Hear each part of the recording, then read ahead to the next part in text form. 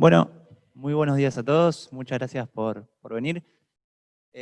Bueno, como decía Adriana, mi nombre es Javier Portillo y con Pablo Garriga les vamos a estar contando el trabajo que hicimos en la exploración y el modelado de datos usando SAS Bahía, ¿sí?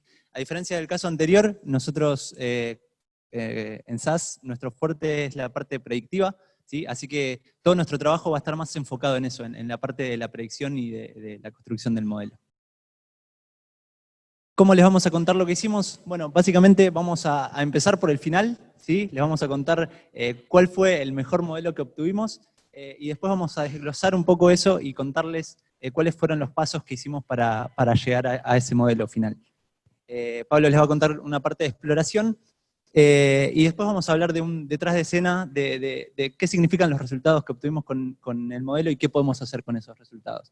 Por último, vamos a hablar de un roadmap de posibles aplicaciones de lo que vimos. Así que bueno, como les contaba, comencemos por el final, ¿sí? Nosotros tomamos los datos, ¿sí? Básicamente los datos eran de pacientes que después de varias visitas al hospital, había una última visita que no teníamos la información de si fue internado o no, ¿sí? Y eso era justamente lo que teníamos que predecir. Entonces, tomando esa información, nosotros tomamos la información, jugamos un poco con esos datos, entendimos los datos, construimos variables, y ahora vamos a pasar directamente a cómo con SAS Bahía construir un modelo para predecir si la persona fue internada o no. Entonces, esta es, lo nuestro es en video, esta es la interfaz. A ver si reproduce. No reproduce. Bueno, esta es la interfaz de SAS Bahía, ¿sí? Como les decía, nuestro fuerte es la parte analítica. Tenemos una gran variedad de modelos. Entonces, por ejemplo, árboles de decisión, regresiones logísticas, random forest. Nosotros podemos elegir entre uno de estos modelos, por ejemplo, elegí un random forest. Y el segundo paso es ir a los datos y elegir qué datos voy a utilizar para alimentar mi modelo.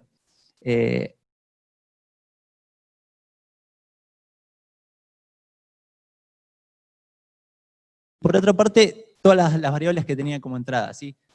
Tenía información sobre los estudios que se hizo el paciente, la medición de los signos vitales, e información de las distintas áreas que vimos recién, que fue visitando el paciente en las distintas visitas.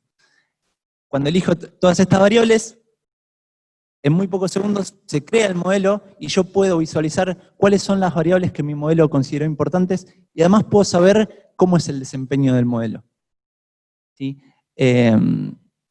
También por la característica de los datos, algo muy particular que obtuvimos y que vamos a hablar más adelante es que el modelo daba muy bien, ¿sí? También 96, 97%. Obtuvimos un resultado de certeza del 97%.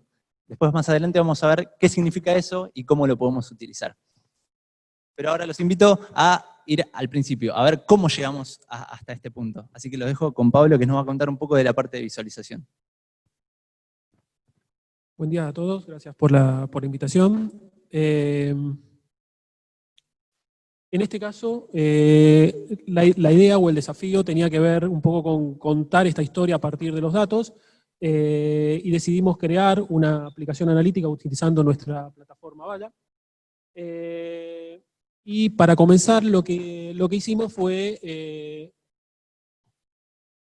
construir una app analítica. En esta analítica elegimos partir de los grandes números. En ese caso tenemos lo que es una evolución a lo largo del tiempo de lo que son las distintas visitas, y podemos usar esa misma información como filtro para poder ir jugando en forma dinámica con la información y haciendo un análisis exploratorio. Podríamos, por ejemplo, seleccionar una ventana temporal más reciente y enfocarnos en los pacientes o en las visitas más cercanas en el tiempo, y todo lo que es la visualización de vuelta es interactiva. Más allá de eso, dejemos por un momento la parte de los filtros dinámicos y vayamos a analizar los datos. Nos encontramos a una población que es una historia de aproximadamente desde enero del 2017, teníamos algo así como 12.000 visitas, de las cuales habían terminado casi un 8% en internación. Pero esas 12.000 visitas básicamente están dados por algo menos de 2.600 pacientes, exactamente ahí lo ven, 2.590 pacientes, con una cantidad de internados de 967. Eso da una tasa de internación del 37, y esa tasa de internación está calculada sobre pacientes, y aquí queríamos hacer esta división entre una tasa de internación sobre pacientes y no sobre visitas, y ese es el objetivo básicamente de nuestro desafío, en poder hacer más precisos en esa estimación. En el gráfico central lo que pueden ver es un gráfico que nos permite ver por el tamaño de los bloques, la cantidad de visitas y la intensidad del color. Lo que va mostrando en este caso es qué tanto el paciente o ese grupo de pacientes termina internado. Claramente se destacan dos sectores con una gran participación, obstetricia y clínica médica, y la intensidad del color obviamente nos destaca algo que la mayor cantidad de pacientes en obstetricia terminan en internado. Hacemos un doble clic, un zoom sobre esa información, y claramente nos da alguna información bastante lógica, que es que está relacionado obviamente con situaciones de embarazo.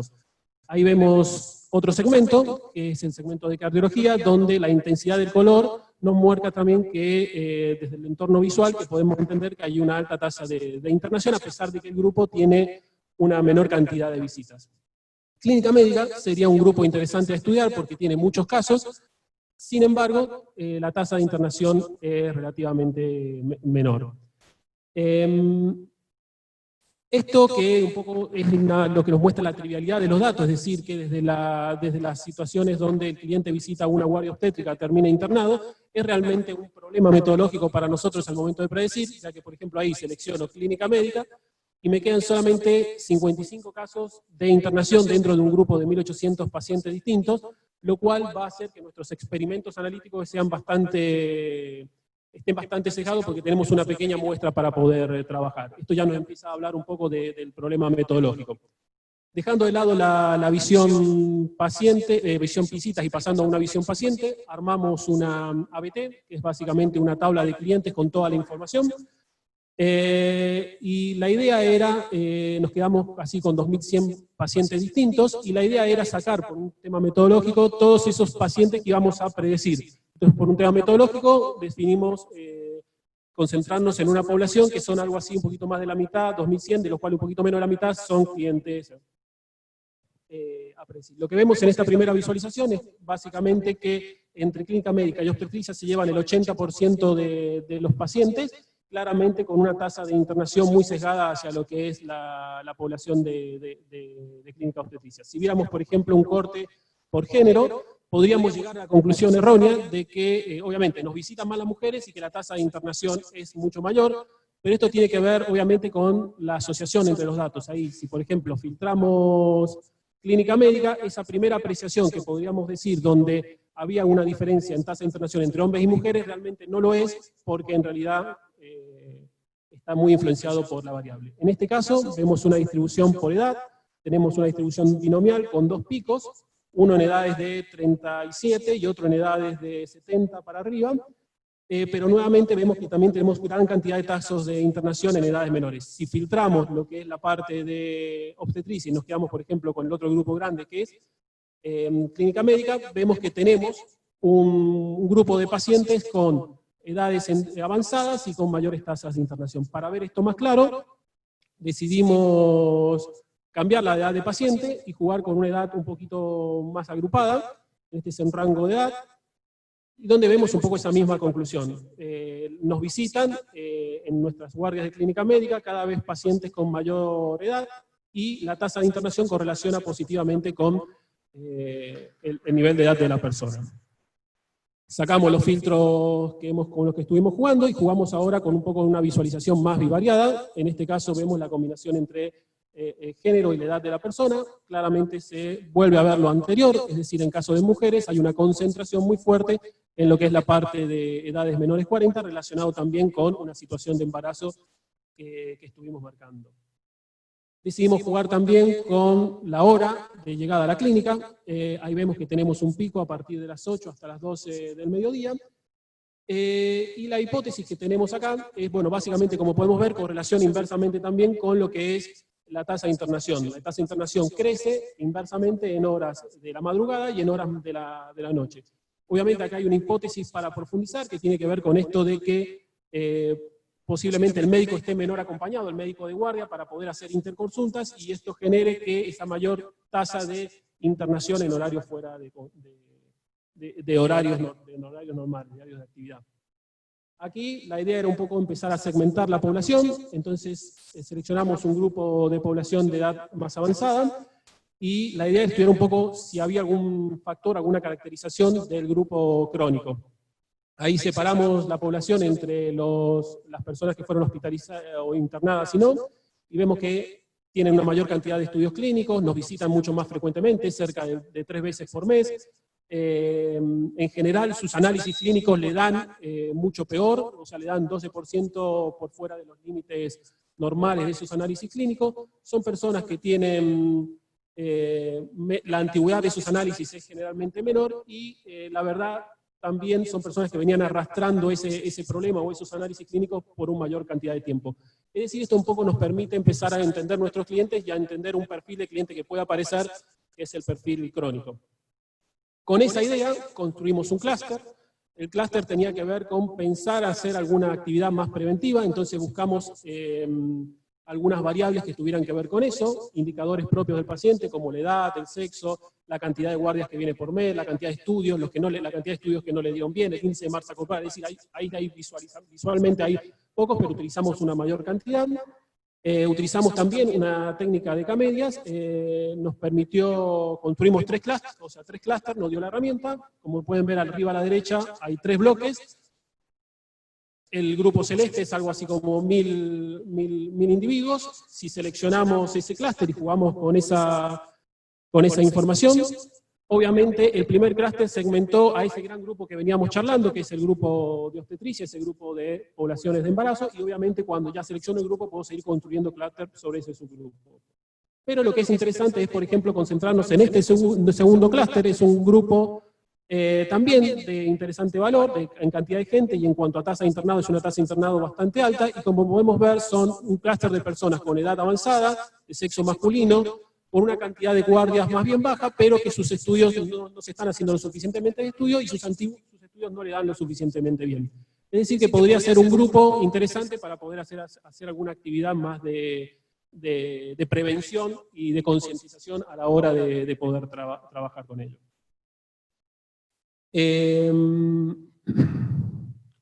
Algo que podemos hacer además, y lo último que hicimos para esta pequeña demo y mostrarles algunas usabilidades de la herramienta, es utilizar los datos de la parte descriptiva para poder analizar cómo es la muestra con la que trabajé en relación a la muestra que voy a tratar de predecir, en cuanto a relación a la población a predecir. Allí lo que tenemos es, en celeste, el grupo a predecir, en naranja, en colorado, la parte del grupo que voy a tratar lo que necesito, lo que usé para la muestra. Podemos ver que hay claramente un sesgo hacia edades de menor valor en la muestra que utilicé, lo que claramente habla, como vimos previamente, de que vamos a tener resultados diferentes al momento de hacer la predicción.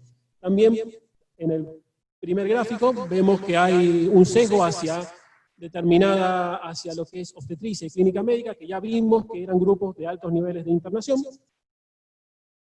Y por otro lado, también vemos que hay ciertos grupos en los cuales tuvimos más información en el ejercicio muestral que en los pacientes que vamos a tener que predecir, entonces posiblemente ahí lo que tenemos es un problema de desbalanceo de muestras.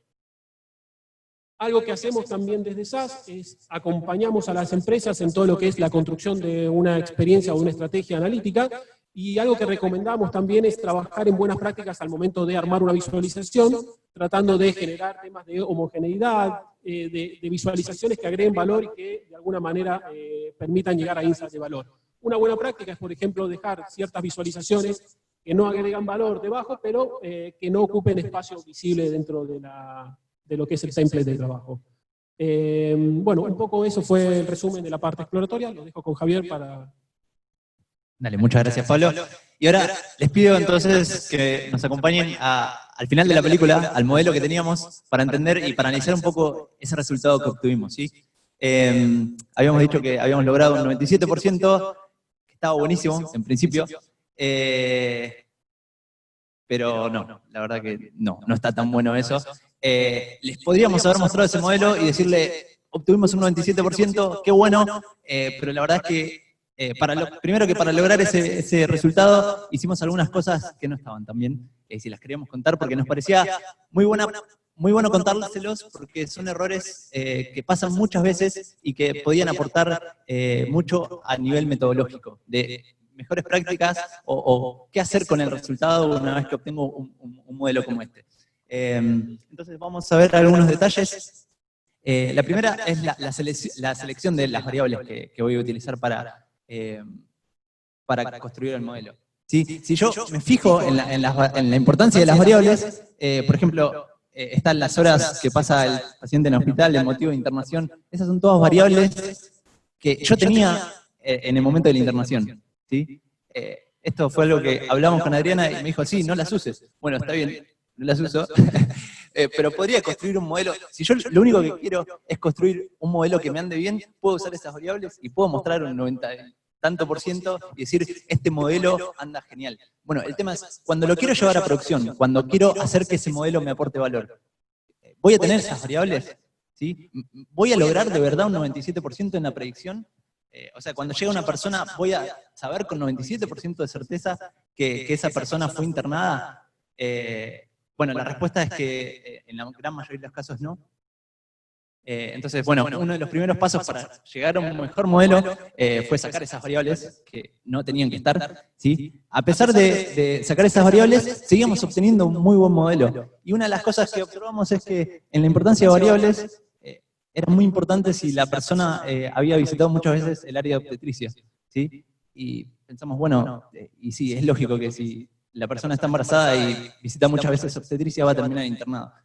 Que eso también se vio en parte de la visualización, y eso, de nuevo, nos lleva a preguntarnos, en el momento en que obtenemos un muy buen modelo, preguntarnos, bueno, ¿cómo lo voy a aplicar? Y no preguntarlo yo como científico de datos, sino que hablarlo con los médicos.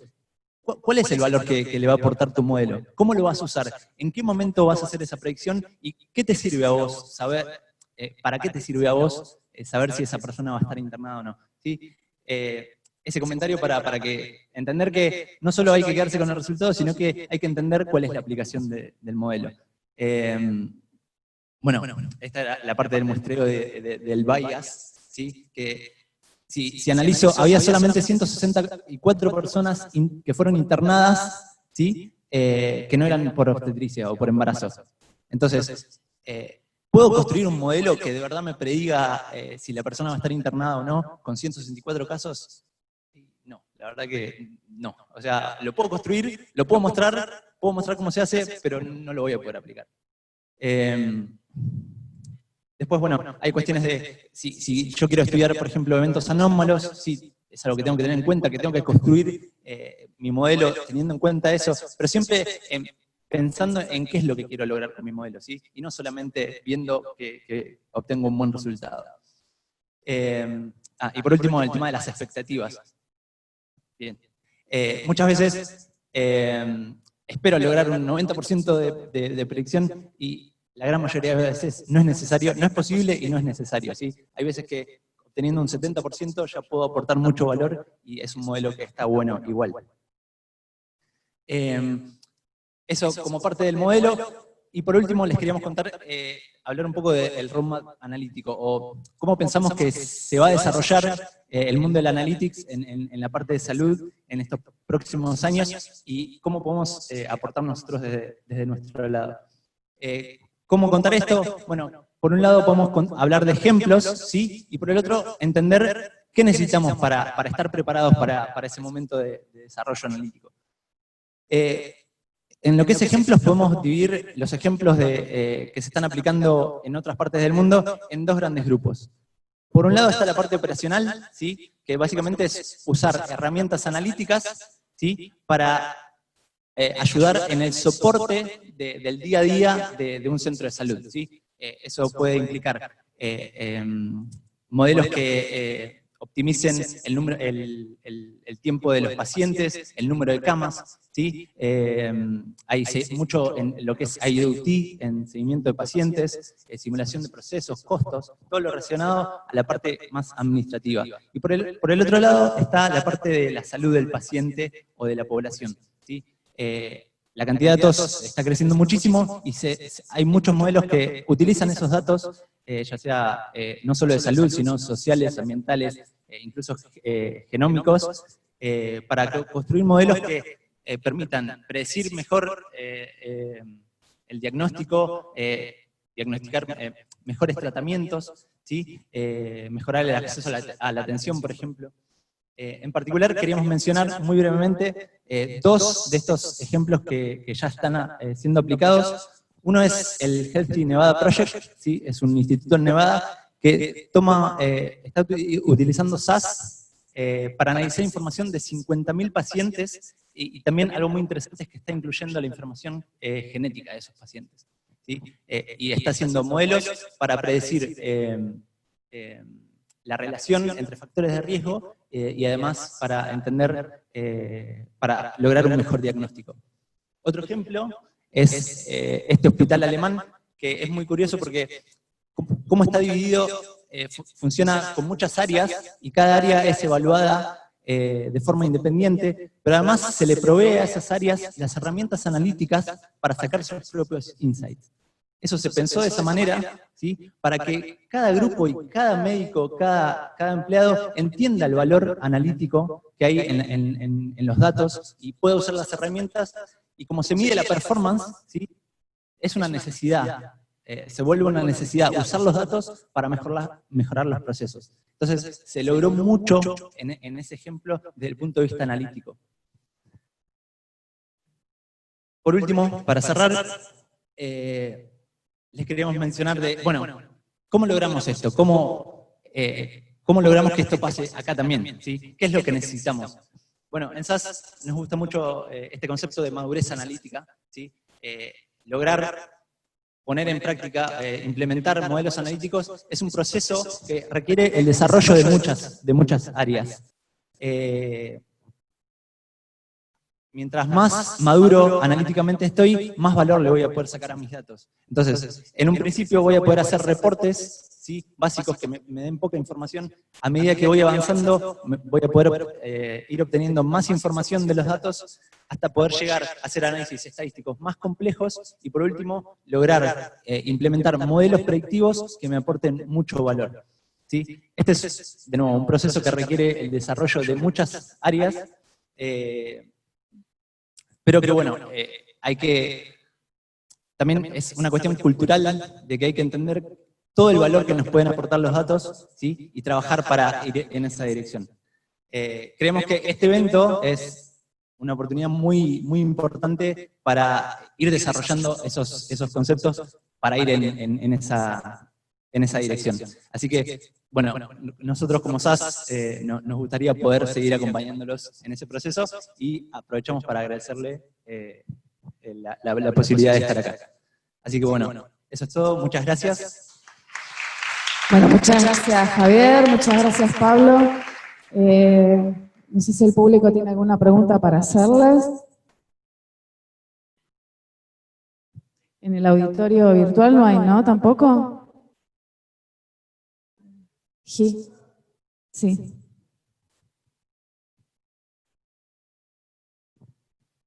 Hola, ¿cómo te va? Yo soy Ezequiel, trabajo en el hospital. Estuvo muy buena la parte que dijiste que lo de las expectativas y que con pocos datos no puedes generar un modelo, que es la realidad que nos pasa. Mi pregunta es, si yo vengo como hospital y te digo, decime la cantidad de estudios que vos necesitarías para hacer un modelo de predicción de internación, si la herramienta me permite calcular SN o lo tenés que calcular por afuera como científico con técnicas tradicionales. O sea, calcular el N para poder generar tu modelo. ¿Calcular el número? Claro, me dijiste con 167 internaciones que no son por obstetricia, no puedo generar un modelo de internación. A ver, todo eso siempre va a depender mucho de la complejidad de lo que quieras predecir. O sea, quizás si vos querés predecir si la persona va a estar internada o no, teniendo en cuenta muy pocas variables, y vas a poder armarte un modelo que te lo prediga bien, pero quizás, digamos, lo que mencionaba hoy, eso no va a tener mucho valor. ¿Sí? O sea, si yo quiero analizar, quiero ir a lo fino, ¿sí? A analizar, bueno, en lo que es signos vitales, cómo, si varía un poco esto, cómo termina impactando a futuro en una internación. O sea, no hay una respuesta única, sino que a medida que, mientras más a detalle quieras ir, más casos vas a necesitar, ¿sí? Quizás para un modelo básico, y 100 registros te sirva para algo. De nuevo, no te va a aportar valor eso. Y de nuevo, no hay una respuesta única, sino que bueno, mientras más datos tengas, mejor. Gracias. ¿Alguna otra pregunta? ¿Ustedes, chicos? Hola chicos, bueno, felicitaciones porque muy buena la presentación y muy buena la herramienta. Me encantó me pareció que estaba muy buena la interpretabilidad cuando hacían la exploración de datos, como que los gráficos eran muy visuales, como que resaltaban la conclusión, digamos. El clúster de pacientes, ese también muy bueno, como que te visualiza los clústeres. O sea, toda la exploración de datos me pareció que estaba muy orientada a que esté clara la conclusión analítica, digamos. Y después te hago una pregunta de algo que me queda la duda. Cuando viste que dinámicamente en el video iban sacando predictores y el modelo parecía como que te iba tirando el resultado ahí. ¿Qué estaba pasando ahí? ¿Ya estaba entrenado el modelo y solo estaba...? No, todo eso el modelo, así como se mostraba, se reentrenaba. ¿Y eso con qué hay que tener en proceso cuenta, ¿Cómo lo procesan a esa velocidad? todo eso estaba hecho en un servidor, y además había que tener en cuenta que la cantidad de datos era muy chiquita. Era chica, claro. Sí. Y cuando mostraban esos resultados, ¿eso estaba corriendo sobre los pacientes ya separados de test? O sea, esa métrica que te muestra, ¿es sobre el mismo set con el que entrenó o internamente como que hace un split, train test? No, o sea, nosotros por un lado dejamos afuera lo que queríamos predecir y a su vez eso divide en train y test. Como vos le podés marcar qué subset que use para entrenar y qué subset para test. Sí, podés dividirlo vos o podés dejarlo que... Y dinámicamente van reentrenando con los predictores que le pones. ¿Sí? Muy bueno. Una de las fortalezas que tiene la herramienta es esta factibilidad de poder programar en un entorno visual. Es decir, jugar sin ser un data science, sino más una persona, un citizen data science, una persona que está más cerca del negocio y que tiene conocimiento, le permite adquirir esa independencia y poder programar y construir un modelo analítico de cualquier familia desde un entorno visual. Después, si tenés las ganas, si tenés el interés de profundizar y conocer código, podés hacerlo en cualquier tecnología y también embeberlo dentro de la solución. Código SAS o código open source. Podés usar esas opciones. Gracias por la presentación. Los quería felicitar sobre todo por la construcción progresiva del modelo y la claridad de la exposición para explicar el modelo predictivo en sí, qué implicaba el modelo, cuál es la aplicabilidad del modelo en una situación real, y sobre todo el tema de reportar primero la tasa basal del evento que nos interesa, y esa exploración bivariada y finalmente los resultados del modelo. Parte de lo que les iba a preguntar, lo acabas de contestar, que era para los que usan una herramienta así, a veces uno piensa también el usuario un poco más avanzado, tiene que aprender código SAS y puede usar código de otras herramientas, pero es un poco lo que acaban de contestar ahora. Así que bueno, muchas gracias. Gracias a ustedes. Bueno, ¿alguna otra consulta? Bueno, entonces, muchas gracias chicos. Los invito a participar de la votación de la presentación de SAS.